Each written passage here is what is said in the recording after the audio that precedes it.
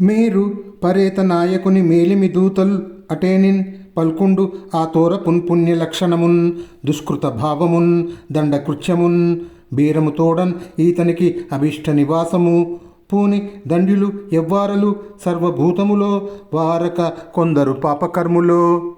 అయితే మీరు నరకలోక నాయకుడైన యముని కింకర్లు అన్నమాట. మంచిది. అలా అయితే పుణ్యమంటే ఏమిటి, పాపమంటే ఏమిటి చెప్పండి. ఎవరి ప్రాణాలు మీరు తీస్తారు, ఎవరి ప్రాణాలు మీరు తీయరు చెప్పండి. ఇప్పుడు ఈ ప్రాణిని ఎక్కడికి తీసుకువెళ్తారో తెలపండి. జగత్తులోని అన్ని ప్రాణులు దండనీయులా, లేక పాపకర్ములు కొందరు మాత్రమే దండనీయులా చెప్పండి అని విష్ణుదూతలు ప్రశ్నించగా యమ కింకర్లు వారితో ఈ విధంగా అన్నారు.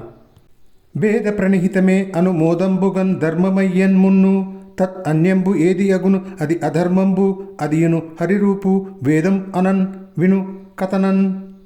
వేదాలలో ఏది కర్తవ్యమని చెప్పబడిందో అదే అందరికీ ఆమోదకరమైన ధర్మము, అంతకంటే వేరైనది అధర్మము. వేదం సాక్షాత్తు నారాయణ స్వరూపమని పెద్దలు చెప్పగా విన్నాము. ఎవ్వని వలన సత్వ రజ తమో గుణమయులైన జీవులు ఏర్పడుతున్నారో, ఎవ్వని వలన ఈ జీవులు తమకు అనుగుణమైన గుణాలను, పేర్లను, ప్రవర్తనలను, ఆకారాలను పొందుతున్నారో, ఎవ్వని వలన ఈ విషయం తెలియబడుతున్నదో ఆ నారాయణుడు అంతర్యామి అయి అన్ని ప్రాణులందు నిండి ఉన్నాడు.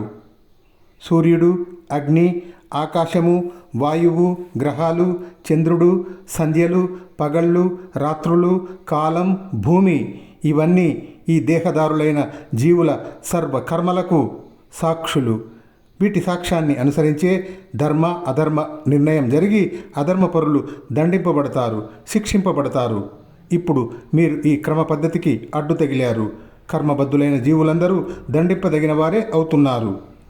కోరి కర్మంబును నడిపెడు వారికి ఎల్లన్ కలిత శుభములును అశుభములును కలుగుచుండున్ అరయంగాన్ దేహి గుణ సంగి అయిన అప్పుడే పూని కర్మంబున్ చేయక మానరాదు. విధి విహితములైన కర్మలు తప్పక చేయవలసిందే. కానీ చేయవలసిన కర్మలు కాకుండా కావాలనని కోరి కొన్ని కర్మలను చేసేవారు కొందరు ఉన్నారు. అటువంటి వారికి ఆ కర్మలను అనుసరించి శుభాలు కానీ అశుభాలు కానీ ప్రాప్తిస్తూ ఉంటాయి. దేహదారులకు సత్వ రజ తమో గుణాల సంపర్కం తప్పదు. అందువల్ల దేహదారి అయిన ప్రతి జీవి కర్మ చేయకుండా ఉండలేడు.